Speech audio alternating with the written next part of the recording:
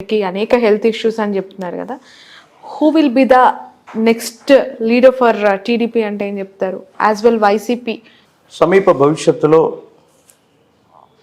తెలుగుదేశం పార్టీకి సంబంధించిన ఆవిర్భావ దినోత్సవం ఆ లగ్నాన్ని తీసుకుంటే వారికి సంబంధించినటువంటి ఆ పార్టీకి 4 దశాబ్దాల యొక్క చరిత్ర, 40 సంవత్సరాల యొక్క చరిత్ర ఉంది.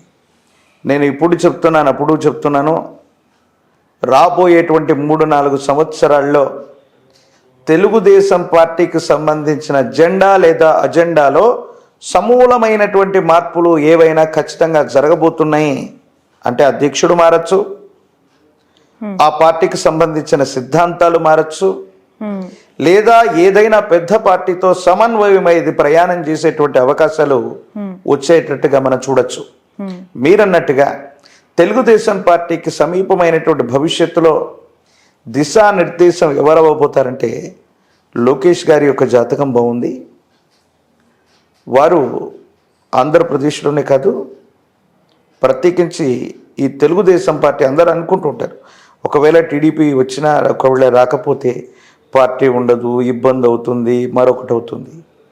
అలా జరుగుతుందని నేను అనుకోను. కానీ తెలుగుదేశం పార్టీకి సంబంధించిన జెండా లేదా అజెండా అంటే దేశకాలమాన పరిస్థితులే కాదు, జ్యోతిష్యపరమైనటువంటి పరిభాషలో నేను చెప్తున్నాను. తెలుగుదేశం పార్టీకి సంబంధించిన జెండా లేదా అజెండా మారే అవకాశం ఉంది.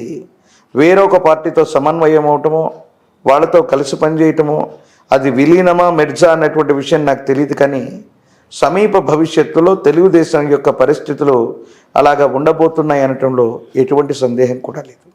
కమింగ్ టు వైసీపీ, ఒకవేళ వైసీపీ రాకపోతే వైసీపీ పార్టీ ఉండదా, ఆ జెండా అజెండా ఉండదు.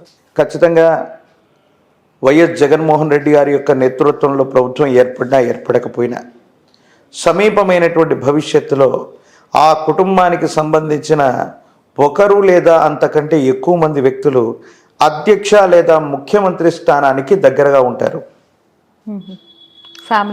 ఎస్, వారి కుటుంబానికి సంబంధించిన వైఎస్ జగన్మోహన్ రెడ్డి గారు కాకుండా ఒకరు లేదా అంతకంటే ఎక్కువ మంది, ఒకరు లేదా ఇద్దరు కూడా అవ్వచ్చు, ఒక్కరైతే ఖచ్చితంగా సమీపమైన భవిష్యత్తులో ముఖ్యమంత్రి స్థానానికి సమీపంలో ఉండేటువంటి అవకాశం ఉంది. అంటే ఖచ్చితంగా ఆ పార్టీ కూడా సమీప భవిష్యత్తులో మనుగడ సాగించే. ఆల్రెడీ షర్మిల గారు కాంగ్రెస్ లో ఉన్నారు, తల్లి విజయమ్మ కూడా ఆవిడతోనే ఉన్నారు, ఇక వైఫ్ భారతి గారు అంటారా జగన్ గారితో. మరి ఎవరికి అవకాశం ఉందంటారు? వారి కుటుంబంలో వైఎస్ జగన్ గారికి 2 అమ్మాయిలే. వైఎస్ జగన్మోహన్ రెడ్డి గారికి హర్ష, వర్ష 2 అమ్మాయిలే అనుకుంటాను, నాకు తెలిసి అబ్బాయి లేరు. అవును, అబ్బాయి లేరు. జగన్మోహన్ రెడ్డి గారు వారు ఉన్నంత వరకు నాకు తెలిసి ఆ ముఖ్యమంత్రి ఆ స్థాయిలో వారు ఉంటారు. ఒకవేళ ఏదైనా అంటే వారి జాతకంలో ఏదైనా అంటే ఒక ఇంపాక్ట్ ఉంది, చట్టపరమైన న్యాయపరమైన అంశాల్లో కొన్ని ఇబ్బందులు ఎదుర్కొనేటువంటి పరిస్థితి, అంటే అవి తీవ్రంగా పరిగణిస్తాయని నేను చెప్పను. కానీ అట్లాంటి సందర్భం ఒకటి సమీప భవిష్యత్తులో ఉండబోతుంది. ఫర్ ఎగ్జాంపుల్ కేజ్రీవాల్ గురించి మనం తెలుసుకున్నాం. కేజ్రీవాల్ గారు ఆల్రెడీ వారు ఢిల్లీ రాష్ట్రానికి ముఖ్యమంత్రిగా ఉండగానే లిక్కర్ స్కామ్లో ఆయన మీద కొన్ని ఆరోపణలు వస్తే కొంతకాలం వారు రిమాండ్లో ఉన్నటువంటి సందర్భంలో వారు ఇన్ఛార్జ్గా ఆ ముఖ్యమంత్రి పదవిని లేదా ఎవరికైనా ఇవ్వాలని కొంత ప్రయత్నం చేశారు. అది జరగలేదు, కానీ చేశారు. అలాంటి సందర్భం వస్తే మాత్రం నాకు తెలిసినంత వరకు వారి కుటుంబ సభ్యుల్లో భారతి గారు మొదటి ప్రాధాన్యత. ఎవరు పొద్దున షర్మిల గారు కూడా ఆ బాధ్యతలు స్వీకరించడానికి సిద్ధంగా ఉండేటువంటి అవకాశం ఉంది. వైఎస్ఆర్ కాంగ్రెస్ పార్టీకి సమీపమైన భవిష్యత్తు బాగుంది. ఇప్పుడప్పుడే ఇబ్బందులు, సమస్యలు, ప్రతిబంధకాలు వచ్చేటువంటి అవకాశం లేదు. ఆ ముఖ్యమంత్రి అమాత్యుడు ఆ స్థాయిని తీసుకోవడానికి వారి కుటుంబ సభ్యులు సిద్ధంగా ఉంటారు. ఒకరు లేదా అంతకంటే ఎక్కువ మంది సమీప భవిష్యత్తులో ముఖ్యమంత్రులు లేదా ఆ స్థాయిని అలంకరించే అవకాశం కూడా లేకపోలేదు. ఇంత జరిగిన తర్వాత షర్మిల గారు మళ్ళీ దగ్గర అవుతారంటారా? ఆత్మ వై పుత్రనామ అసహి, తండ్రి యొక్క ఆత్మే కుమారుడిగా జన్మిస్తుందని చెప్తుంది శాస్త్రం. వైఎస్ రాజశేఖర రెడ్డి గారికి ఒకే ఒక అబ్బాయి వైఎస్ జగన్మోహన్ రెడ్డి గారు. ఇప్పుడు షర్మిల గారి గురించి అందరూ అనుకుంటున్నటువంటి మాట ఏంటో తెలుసా? ఇది ఈ మీడియా ముందు నేను చెప్పటం సంచలనం అవుతుందేమో నాకు తెలియదు. అందరూ అనుకుంటున్నటువంటి మాట, నాకు తెలియనిది చెప్పచ్చా? చెప్పండి. ఎస్, జగన్మోహన్ రెడ్డి గారు గతంలో ఈ చట్టబద్ధమైనటువంటి అంశాల్లో ఇబ్బందులు ఎదుర్కొని ఆయన రిమాండ్లో ఉన్నప్పుడు నేను జగనన్న వదిలిపెట్టినటువంటి బాణాన్ని అంటూ ఆవిడ ప్రజలందరి మధ్య తిరిగింది. హ్మ్. ఆవిడ లేకపోయింటే ఆ రోజు పార్టీ లేదు. ఏదో కారణంగా బాబాయ్ గారి హత్య జరిగినటువంటి తర్వాత అన్నయ్యకి దూరం అయింది. ఈరోజు ఆవిడే వెళ్ళి వైఎస్ అవినాష్ రెడ్డి గారి మీద కడప ఎంపీగా కంటెస్ట్ చేశారు. మంచి ఓట్స్ కూడా రావచ్చు, గెలుస్తుందని నేను చెప్పలే, మంచి ఓట్స్ కూడా రావచ్చు, వస్తాయి కూడా. అందరూ అనుకుంటున్నటువంటిది ఏంటంటే వైఎస్ షర్మిల గారు కనుక సునీత గారితో లేకపోయి ఉంటే సునీత గారు తెలుగుదేశాన్ని ప్రత్యక్షంగా ఏమైనా సపోర్ట్ చేసి ఉండేవాళ్ళేమో. ఓకే.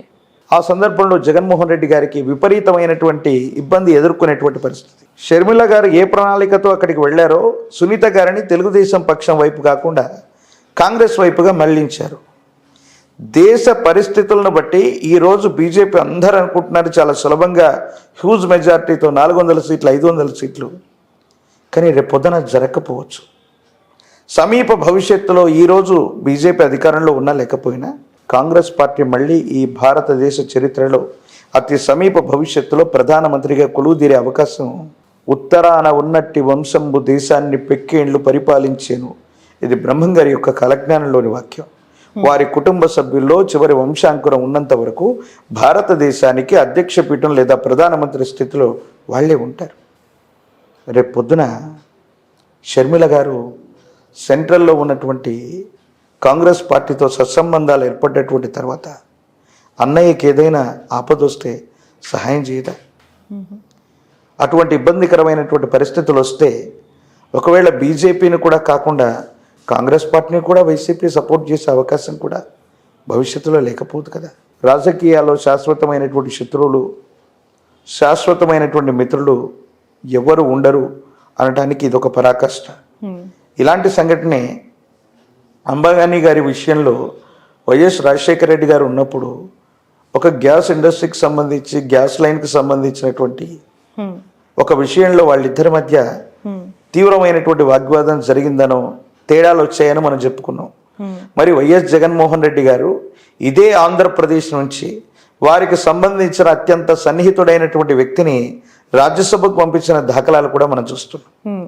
కాబట్టి శత్రువులుగా భావించేటువంటి వ్యక్తులు బయట వాళ్ళ మధ్య ఈ విధమైన కోఆర్డినేషన్ ఉన్నప్పుడు సొంత కుటుంబంలో అన్నా చెల్లెళ్ళుగా ఉన్నటువంటి వీళ్ళిద్దరి మధ్య కూడా సమీప భవిష్యత్తులో మళ్ళీ మైత్రి కుదరచ్చు, మళ్ళీ కలిసి ప్రయాణం చేయొచ్చు.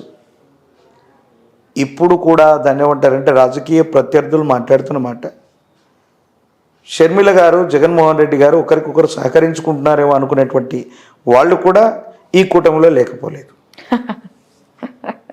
సో సునీత గారు బయటకు వచ్చి జగన్మోహన్ రెడ్డి గారి మీద వారి మీద నిజంగా ఒక ఆడబిడ్డ, మన ఇంటికి సంబంధించిన ఆడబిడ్డ కన్నీళ్లు కార్చటం, జనాల మధ్యలోకి వెళ్ళి న్యాయం చేయమని అడగటం, ఇవన్నీ కూడా కొంచెం ఆయన విజయాన్ని ఖచ్చితంగా కాంప్లికేటెడ్ చేస్తాయి. సులభంగా గెలవవలసిన పరిస్థితి నుండి గెలుస్తామో లేదో అన్నటువంటి పరిస్థితికి రావడానికి there is a main factor వారి యొక్క సహోదరులే కారణం. అది సునీత గారు అవ్వచ్చు. వైఎస్ షర్మిల గారు గనక అడ్డుపడకపోతే, సునీత గారు గనక పొరపాటున తెలుగుదేశం పార్టీ నుంచి పులివెందల నుంచి ఎమ్మెల్యేగా కంటెస్ట్ చేసి ఉంటే పరిస్థితులు మరో విధంగా ఉండేవి, చాలా ఇబ్బందికరమైనటువంటి పరిస్థితుల్లోకి వెళ్ళిపోయేవి. కానీ దేశకాలమైన పరిస్థితులే కాదు, జ్యోతిష్య శాస్త్ర ప్రకారంగా ఎవరి జాతకంలో ఉన్న గ్రహగతులు మనల్ని అట్లా నడిపిస్తూ ఉంటాయి, అంతే. Okay, right. Thank you so much అండి కృష్ణమాచారి గారు. మరొక ఎపిసోడ్తో కలుద్దాం. ప్యూర్లీ మీ ఆస్ట్రాలజీకి సంబంధించి అనేక విషయాలపైన, ఎందుకంటే ఇదంతా కూడా ఎలక్షన్ టైం, రిజల్ట్ టైం, అందరి ఫోకస్ కూడా పూర్తిగా 2 తెలుగు రాష్ట్రాల్లోనే కాదు దేశం మొత్తం కూడా ఏ రాష్ట్రంలో ఎవరు గెలుస్తున్నారు, ఎన్ని సీట్లు వస్తున్నాయి, ఇదే పెద్ద క్యూరియస్.